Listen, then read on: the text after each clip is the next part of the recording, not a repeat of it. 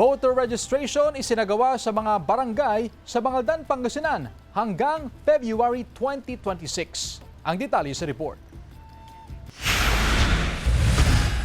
Maagang nagtungo sa barangay hall si Jose para magparehistro bilang botante. Mahalaga raw na maagang magparehistro habang malayo pa ang barangay at Sangguniang Kabataan Elections 2026. Para may karapatan po tayong bumoto, mapili natin ng makaupo sa barangay. Sinimulan na ng COMELEC ang barangay satellite voter registration. Inilunsad ito sa barangay ni Baliw. Yung mga tamad po na pupunta sa bayan kasi ma-traffic saka maraming pila, dito halos kukunti. Para ang mga botante, ang mga hindi pa nakapagparehistro, ay wala nang dahilan para hindi sila makapagparehistro since kami na mismo ang nagre-reach out sa kanila. Magtutuloy ang satellite voter registration hanggang sa Pebrero sa susunod na taon.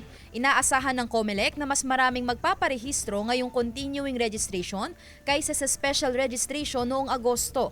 Target ng COMELEC na makapagparehistro ng mahigit 50 hanggang 100 botante sa bawat barangay. Actually, ina-expect namin na mas marami po kaming mapaparehistro sa barangay dahil nga po nandito na kami.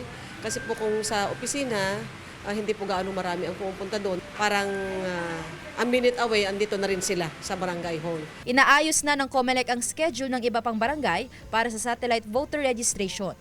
Kasama si Daryl Peralta, Sandy Salvacio, One North, Central Luzon.